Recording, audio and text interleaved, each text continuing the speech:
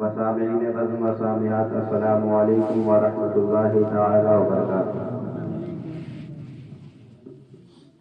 الحمد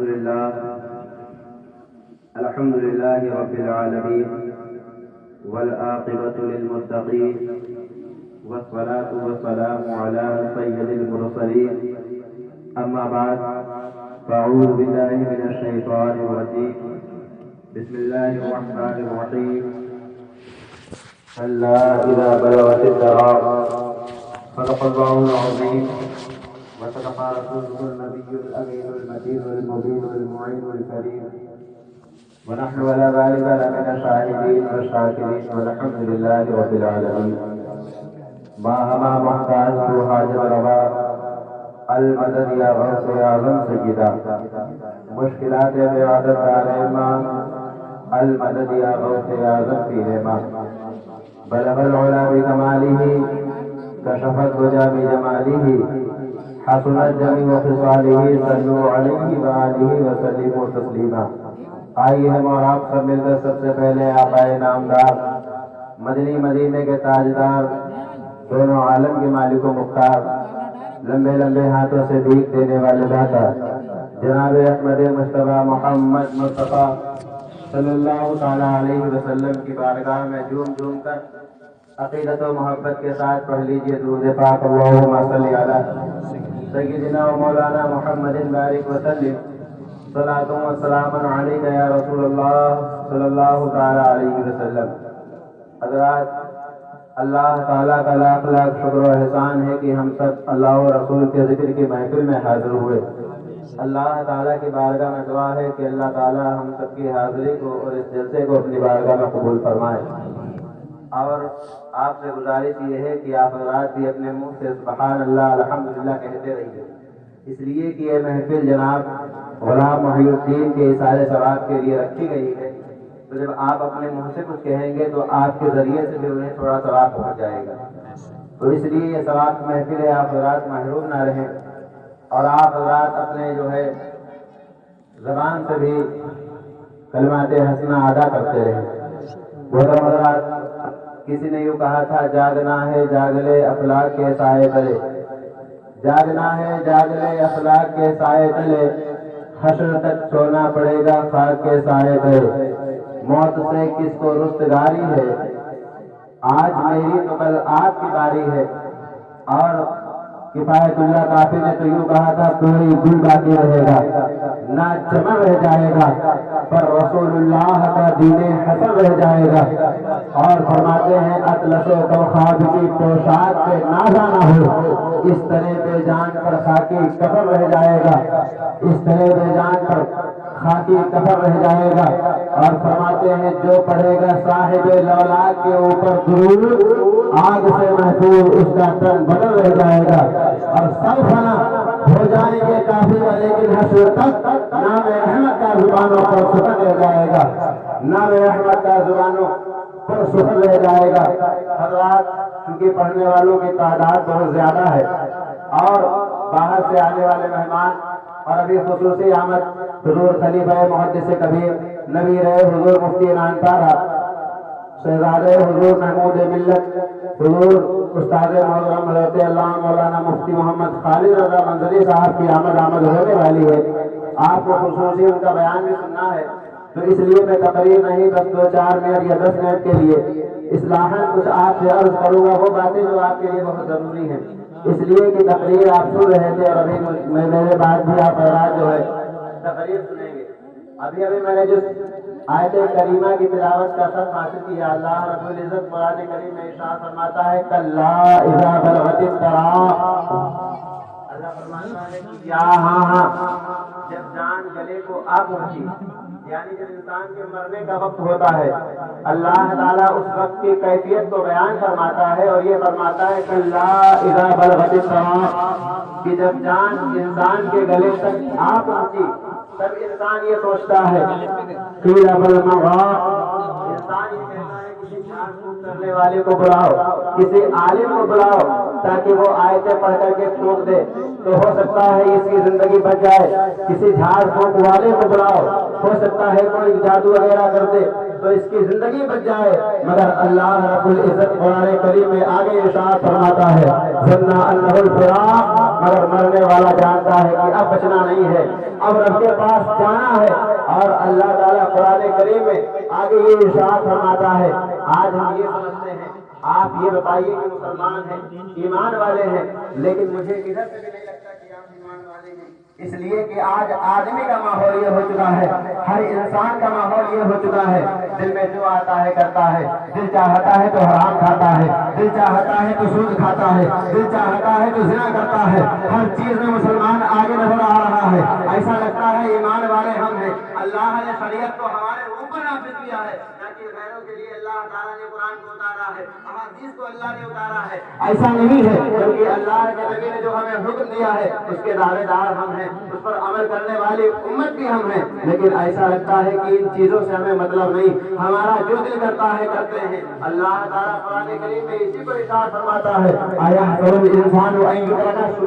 کیا انسان یہ گمان کرتا ہے کہ اسے یوں ہی آزاد چھوڑ دیا جائے گا؟ خدا اس اونٹ کو کہتے ہیں اہل عرب کی زبان میں، اس اونٹ کو کہتے ہیں جس کا چلانے والا کوئی نہیں، چھٹتا پھرتا ہے، جہاں سے دل کرتا ہے کھا لیتا ہے، جہاں سے دل کرتا ہے پی لیتا ہے۔ تو اللہ فرماتا ہے کیا انسان کو اس کی طرح چھوڑ دیا جائے گا، یوں ہی آزاد چھوڑ دیا جائے گا؟ کیا اس کے لیے امر نواہی کے حکم نافذ نہیں ہوئے ہیں؟ کیا انسان جو من میں آئے گا کرے گا؟ انسان چاہے تو دن بھر گندی فلمیں دیکھتا رہے، انسان چاہے تو عیاشی اور کاریاں کرتا رہے، انسان سے اس کا حساب کتاب نہیں لیا جائے گا؟ کیا انسان سے اس کے بارے میں سوال نہیں ہوگا؟ اللہ تعالیٰ نے آپ کو دیکھنے کے لیے آنکھ دی، سننے کے لیے کان دیے، چلنے کے لیے پیر دیے، پکڑنے کے لیے ہاتھ دیے، لیکن کس لیے؟ اس لیے کہ تمہارا جو من چاہے تو کرو، تم سے اس کا حساب نہیں لیا جائے گا۔ اللہ قرآن کریم میں ارشاد فرماتا ہے ثم لتسألن یومئذ عن النعیم، قیامت کا دن وہ دن ہے جس دن اللہ تعالیٰ ایک نعمت کے بارے میں تم سے سوال کرے گا، پوچھے گا بتاؤ ہم نے تمہیں زندگی میں تم نے کیا کیا؟ حضرت حدیث پاک ہے، حضرت عبداللہ ابن مسعود فرماتے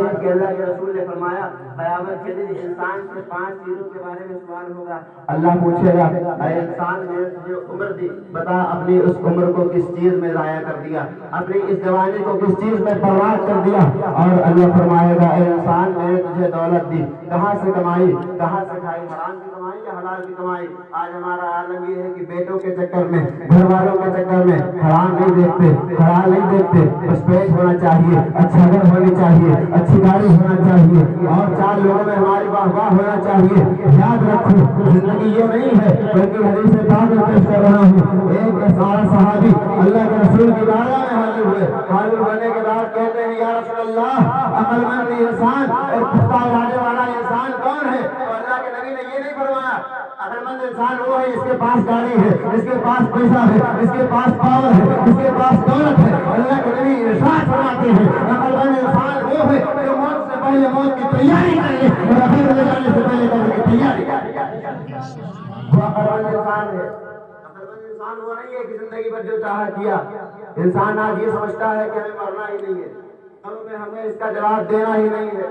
آج انسان یہ ہو گیا ہے کہ حضرت کا کام ہے بتانا، یہ بتاتے رہیں گے، ہم اپنے کانوں سے سن کر کے نکالتے رہیں گے، ان کا تو کام ہی ہے بتانا، ہمارا کام ہے سننا۔ یہ قرآن تمہارے صرف بتانے کے لیے نہیں آیا کہ بتاؤ اس پر عمل نہ کرو، تمہارا تو عادت یہ ہے قرآن کو اٹھاؤ گے تو بسم اللہ کا ترجمہ بھی نہیں جانتے کیسے کرنا ہے، اللہ کے نام سے شروع اللہ کے نام سے کرنا ہے، تمہیں تو یہ بھی نہیں معلوم، پھر تم یہ کہتے ہو ہم مسلمان ہیں، ہم نبی سے محبت کرنے والے ہیں۔ میں کہتا ہوں نبی سے محبت اسی طریقے سے کی جاتی ہے، نمازوں کی پابندی نہیں ہے، حضور کی سنتوں کی پابندی نہیں ہے۔ آپ تھوڑے سے مال کے چکر میں وہابیوں کے یہاں سے رشتہ کرتے ہیں، لوگ تھوڑے سے ووٹوں کے چکر میں ووٹوں کے نام پر غیر مذہب میں چندہ دیتے ہیں، ان کے تہوار کو مبارکباد پیش کرتے ہیں۔ اگر ایمان کی خیر بنا لو، اگر ایمان ہے اس میں کچھ حلاوت ہے، اگر ایمان نہیں ہے تو کوئی چیز بھی تمہارے کام نہیں آئے گی، اور مرنے کے بعد ویسے بھی دنیا والے تمہارے کہاں کام آنے والے ہیں، قبر کے حوالے کر کے چلے آئیں گے۔ اگر اس قبر میں کوئی کام آنے والی ذات ہے تو ذات آمنہ کے لائق کی ہے، عبداللہ کے پیارے کی ہے، حلیمہ بھائی کے پالے جناب احمد مصطفیٰ محمد جب تم ان سے محبت کرو گے، ان کے غداروں سے دوستی کرو گے، وہ تمہارے کام آئیں گے۔ تم یہ سمجھتے ہو چاہے انسان یہ سمجھتا ہے کہ واہ واہی ہو، انسان اپنے ایمان کا سودا کر رہا ہے۔ آج لیکن یہ اسے خبر نہیں کہ اگر ہمارا ایمان چلا گیا ہماری آخرت بھی برباد، دنیا بھی برباد۔ جب انسان کے ماحول کو امام غزالی دیکھتے ہیں تو یوں فرماتے ہیں، اور ڈاکٹر اقبال نے تو یوں کہا تھا، کیوں تو سید بھی ہو، مرزا بھی ہو، افغان بھی ہو، تم سبھی کچھ ہو، بتاؤ تو مسلمان ہی ہو۔ تم کس چیز کے مسلمان ہو؟ تم نے کیا ہے؟ تم نے آخرت کی کیا تیاری کی ہے؟ 60 70 سال 50 سال 10 20 سال کے لوگ اس میں بیٹھے ہوئے ہیں۔ کوئی سوچتا ہے کہ مرنے کے بعد قبر میں جانا ہے، اندھیری قبر کا سامنا کرنا؟ کوئی نہیں سوچتا۔ کیوں ایسا لگتا ہے؟ لوگوں سے کہو تو کہتے ہیں آپ دیکھ لیں گے۔ کیا دیکھ لو گے؟ جس بریلی والے کو تم مانتے ہو اس نے یہ کہا تھا کہ ان کو رحم آئے تو آئے، ورنہ وہ کڑی مار ہے کیا ہونا۔ وہ اعلیٰ حضرت یہ کہتے ہیں کہ ان کو رحم آئے تو آئے، ورنہ وہ کڑی مار ہے کیا ہونا، اور تم یہ کہتے ہو ہم دیکھ لیں گے۔ کیا ہے تم جو دیکھ لو گے؟ یار اللہ کے واسطے اپنے ایمان کی اصلاح کر لو، نمازوں کی پابندی کر لو، ورنہ اللہ کے نبی نے ارشاد فرمایا کہ جان بوجھ کر کے ایک وقت کی نماز چھوڑتا ہے 70,000 سال جہنم کی آگ میں جلایا جائے گا۔